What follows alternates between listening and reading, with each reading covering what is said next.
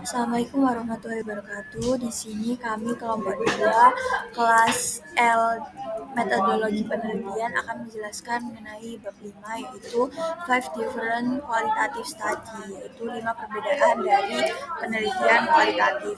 Sebelum masuk ke penjelasan materi, izinkan kami untuk memperkenalkan diri kami mulai dari saya sendiri, Ria Febrilia dengan MPM akhir 085. Dan yang kedua ada rekan saya Fitra Novakandi dengan MPM akhir 096.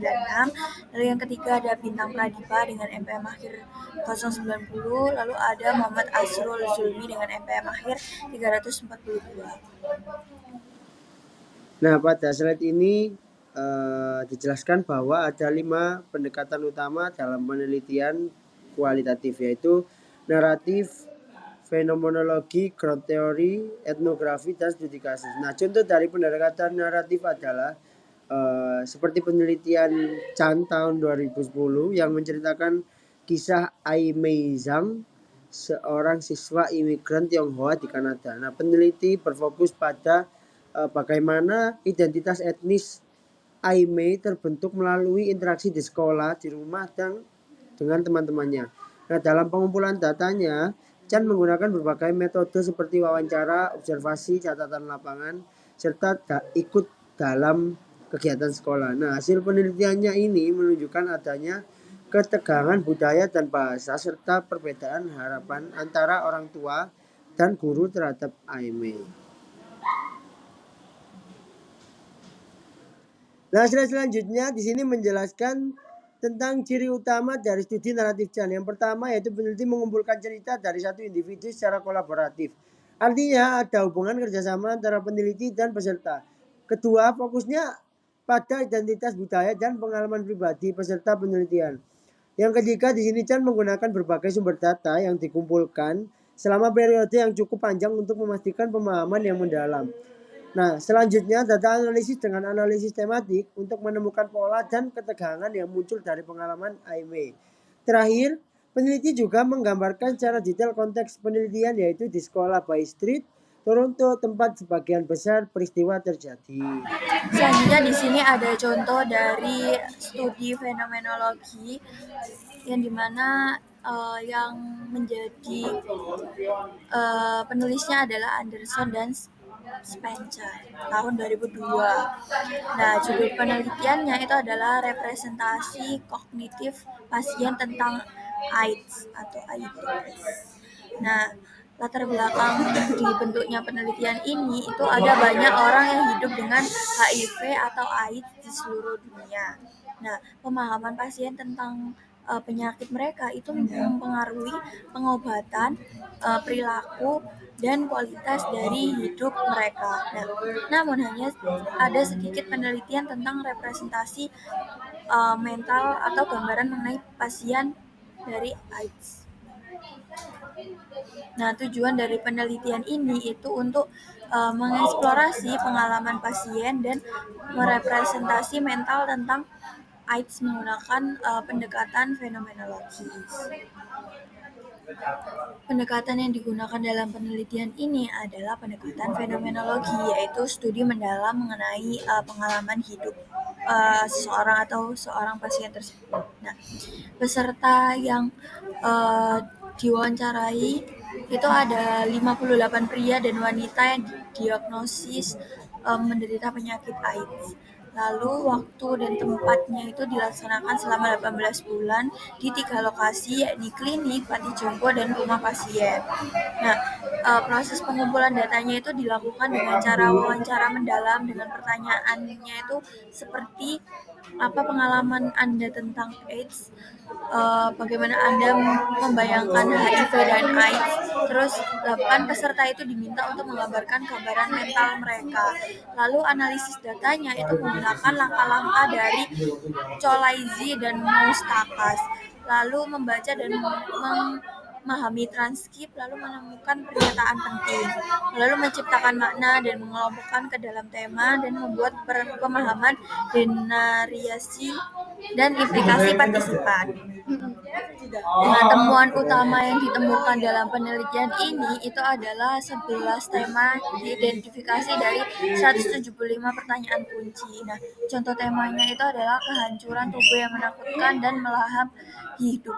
Nah, signifikansi penelitian itu adalah menunjukkan bagaimana pasien menafsirkan penyakit mereka secara emosional dan menjelaskan strategi pasien untuk mengatasi AIDS. Lalu karakteristik dari penelitian ini itu berfokus pada pengalaman hidup pasien. Nah, penggunaan tanda kurung yang mengesampingkan pandangan pribadi penelitian. Nah, analisis sistematis yang mengarahkan ke inti pengalaman. Selanjutnya adalah mengenai studi grounded theory yang dimana yang penciptanya adalah Harley et al. Tahun 2009. Nah, jadi judul penelitiannya adalah teori dasar integrasi aktivitas fisik di kalangan perempuan Afrika dan Amerika. Nah, latar belakang dari penelitian ini adalah aktivitas fisik penting untuk kesehatan, tetapi perempuan Afrika Amerika itu cenderung kurang aktif atau tidak banyak bergerak. Nah, hanya sedikit yang diketahui tentang faktor dan hubungan yang mempengaruhi proses perempuan Afrika Amerika itu mengintegrasi aktivitas fisik dalam gaya hidup mereka. Nah, tujuan penelitiannya itu adalah untuk mengembangkan teori tentang proses perilaku wanita Afrika Amerika dalam mengintegrasi aktivitas fisik ke dalam kehidupan sehari-hari mereka. Nah, metode penelitian yang digunakan adalah grounded theory yang dimana partisipannya adalah 15 wanita Amerika Afrika yang berusia 25 sampai 35 tahun dengan tingkat pendidikannya itu minimum perguruan tinggi dan gelarnya itu adalah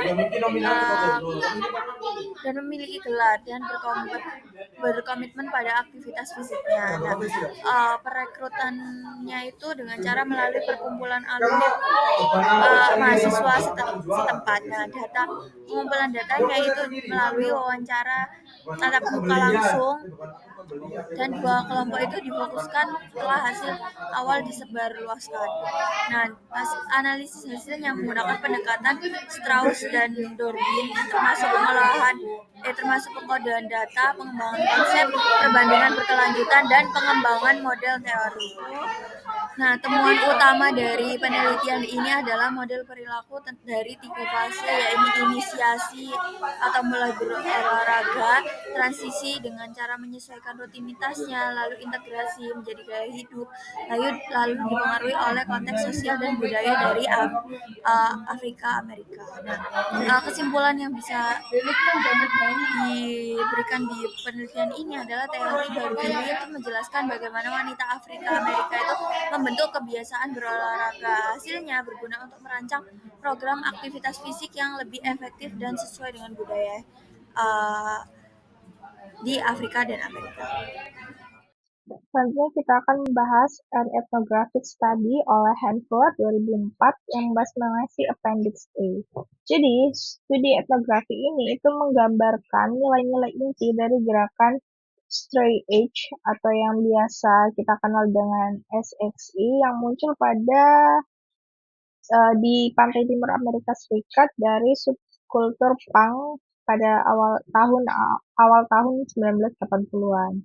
Nah, gerakan ini tuh muncul sebagai respon terhadap kecenderungan hedonistik subkultur punk dalam hal penyalahgunaan narkoba dan alkohol serta hubungan seksual yang sembarangan. Nah, ini studi etnografi itu membahas mengenai yang pertama.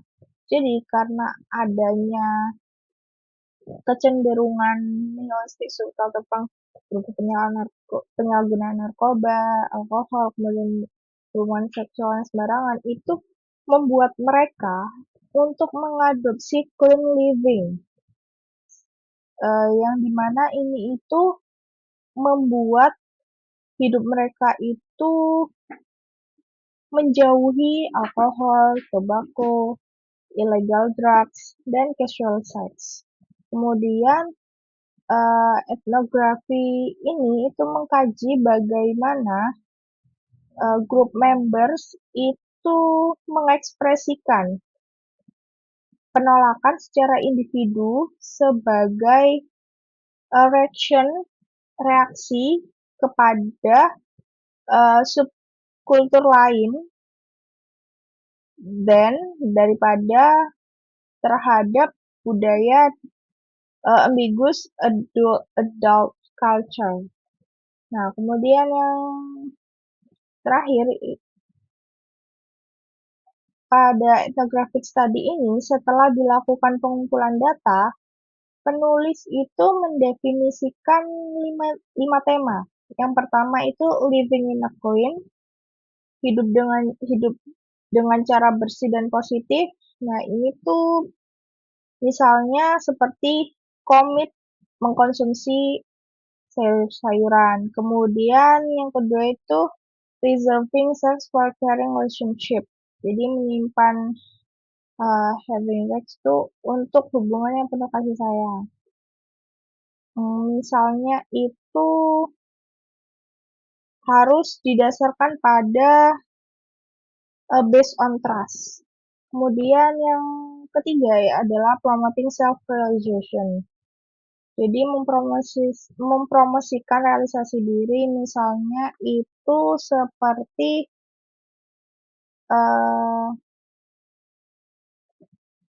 racun, toksin seperti drugs dan alkohol itu dapat inhibit seseorang untuk mencapai potensi penuh mereka. Kemudian yang keempat adalah spreading the message. Contohnya itu seperti SXers ini tuh melakukan mission to convince, untuk meyakinkan their peers, teman sebaya mereka, mengenai their values, mengenai nilai-nilai mereka. Yang terakhir adalah becoming involved, terlibat dalam progressive cause. Misalnya di sini itu seperti animal rights dan kasus lingkungan, environmental cause. Kemudian kita akan bahas case study oleh Asmussen dan Creswell pada tahun 1995 yang membahas mengenai si Appendix F. Jadi, qualitative case study ini itu menggambarkan campus reaction terhadap insiden penembakan seseorang atau mahasiswa yang mencoba untuk fire a gun teman sekelasnya. Kemudian studi kasus ini itu dimulai dengan deskripsi yang detail mengenai insiden penembakan. Kemudian pada 2 minggu pertama setelah insiden, baru dapat memberikan rincian tentang kota, baru dapat diketahui ya, rincian tentang kota, kampus mana, kemudian gedung mana yang insiden tersebut terjadi. Nah, setelah itu, data itu baru bisa dikumpulkan melalui berbagai sumber informasi dari berbagai informan, seperti audio visual, kemudian interview, observation, kemudian dokumen, audio visual material, dan materi yang disajikan dalam tabel untuk merangkum bentuk-bentuk data. Nah, penulis ini Asmussen dan Creswell itu tidak mewawancarai kayak pelaku, penembak atau mahasiswa yang akan ditembak atau bahkan mahasiswa di kelas tersebut, karena mereka masih menjalani konseling terhadap trauma yang mereka alami akibat insiden yang terjadi. Nah, kemudian penulis buku ini, Asmussen dan Creswell ini tentunya juga melakukan izin kepada penanggung jawab pada institusi terkait eh, karena melakukan observasi dan meyakinkan bahwa observasi yang mereka lakukan adalah semata-mata hanya untuk observasi, tidak digunakan untuk hal yang lain. Nah, selain itu, penulis Asmussen dan Creswell ini tidak langsung mewawancarai penembak atau mahasiswa yang lain. Tentunya hal tersebut bisa menimbulkan penolakan ya, karena kan ya mereka masih menjalani konseling yang tentunya mereka masih trauma. Kemudian ketakutan yang timbul untuk bertemu orang baru, mereka masih takut, kemudian keamanan, dan tentunya mengenai eh, perencanaan kampus, tentang martabat kampus. Nah, ada pula untuk meyakinkan untuk mendapatkan izin melakukan penelitian. Nah, tentunya kita harus meyakinkan bahwa apa yang kita teliti itu benar-benar untuk studi kasus. Nah, ada pula several feature pada proyek ini tuh yang digunakan sebagai case study. Yang pertama itu this case with a bounded system bounded by time, dimana ini itu sistemnya pasti terbatas ya, karena informasinya tentunya terbatas dan tidak mudah, sehingga memang kasus ini itu terbatas oleh sistem dan juga terbatas tentunya oleh waktu. Nah, ini dapat dibuktikan dengan mereka itu memerlukan waktu 6 months untuk mengumpulkan data dan tempat atau situasi yang terjadi. Kemudian yang kedua adalah the single case of one institution. Nah, memang tujuannya itu untuk melaporkan studi kasus tunggal yang bersifat instrumental. Nah, penulis atau Asmussen dan Creswell itu sangat tertarik untuk membahas kasus ini, karena ini tuh selain jarang terjadi, itu juga dapat menggambarkan reaksi kampus terhadap insiden yang berpotensi kekerasan. Jadi kan baru eh, akan mencoba untuk melakukan penembakan ya, belum terjadi penembakan.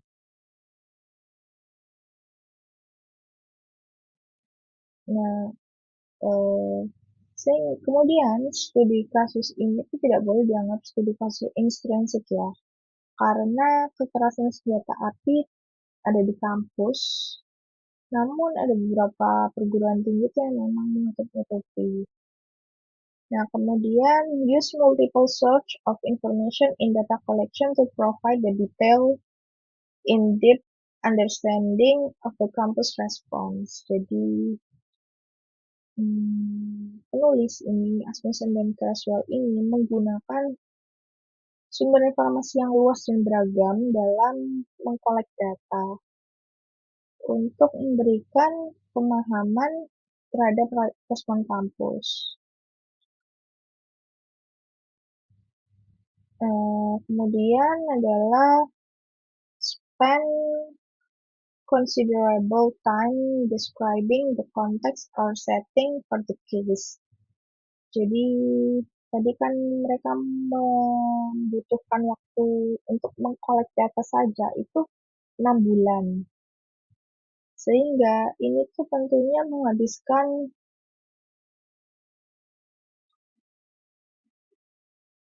waktu yang lama, spend considerable time untuk menggambarkan konteks atau latar belakang kasus. Nah, sehingga dalam waktu yang lama itu, Asmussen dan Creswell ini tentunya memahami kasus tersebut, sehingga tema-tema yang tidak disajikan dalam sebagai kronologi yang sebenarnya itu tampak tidak penting dan tidak tahu urutan kemunculannya setelah insiden.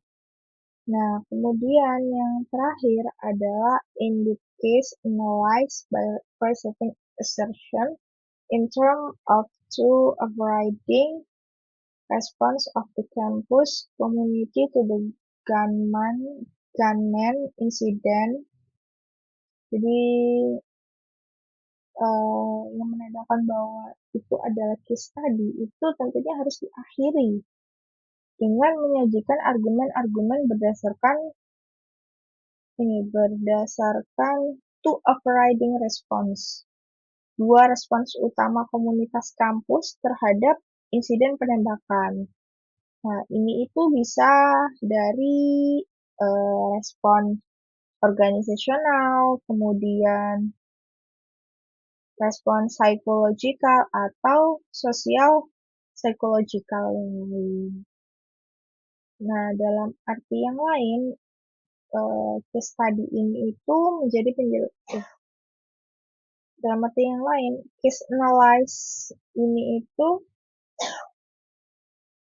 dapat menjadi penjelasan yang lebih luas untuk analisis deskriptif dan tematik.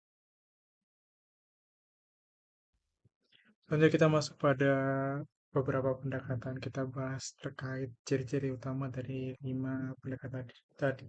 Yang pertama kan ada naratif, fenomenologi, ada ground theory, ada etnografi, sama case study. Nah, kita mulai pada naratif. Nah, naratif ini fokusnya itu pada kehidupan individu yang diteliti. Sedangkan fokus pada fenomenologi itu terletak pada konsep atau fenomena, serta esensi pengalaman hidup orang-orang terkait fenomena tersebut.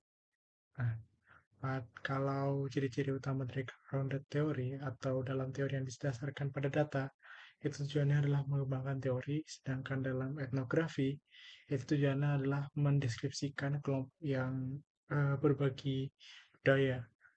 Sedangkan yang terakhir, pada ciri-ciri utama pendekatan studi kasus, ini kasus yang spesifik dianalisis seringkali dengan tujuan untuk menganalisis suatu masalah di mana kasus tersebut menggambarkan kompleksitas masalah tersebut. Dengan melihat kelima pendekatan studi tadi, fokus dari masing-masing pendekatan itu menjadi lebih jelas. Selanjutnya saat kita ingin membuat penelitian secara kualitatif, dalam buku ini kita disarankan untuk memilih 5 pendekatan tadi. Bagaimana outcome yang ingin kita capai, atau dalam materi ini sebutannya itu outcome question. Apa hasil utama yang ingin kita capai sebagai peneliti? Lalu dalam pendekatan apa yang ingin kita capai? Seperti yang saya jelaskan tadi, ada 5, yaitu naratif, ini berdasarkan pada individu, lalu ada fenomenologi, ini pada esensi dari pengalaman pada fenomena tersebut, ada grounded theory, di mana teori itu kita kaji, kita teliti, lalu etnografi, bagaimana budaya itu kita teliti dalam penelitian kualitatif, dan case study adalah studi kasus yang kita analisis. Selanjutnya, selain outcome question, sini juga ada audience question, di mana pendekatan apa aja yang biasa diterima oleh pembimbing, editor, atau komunitas ilmiah di bidang yang ingin kita teliti gitu. Lalu kita harus memperhatikan juga background question-nya, apa pelatihan dan pengalaman kita dengan pendekatan tersebut. Lalu ada literatur question, di mana kebutuhan penelitian kita itu bidangnya kita, misalnya kayak teori baru, pemahaman fenomena, atau deskripsi budaya. Nanti ada personal approach question, gimana kita lebih nyaman dengan pendekatan yang naratif dan fleksibel, atau dengan pendekatan yang lebih sistematis dan terstruktur. Itu sekali lagi disesuaikan dengan kemampuan dan minat kita di bidang penelitian. Sekian penjelasan dari kelompok kami, kurang lebihnya mohon maaf. Wassalamualaikum warahmatullahi wabarakatuh.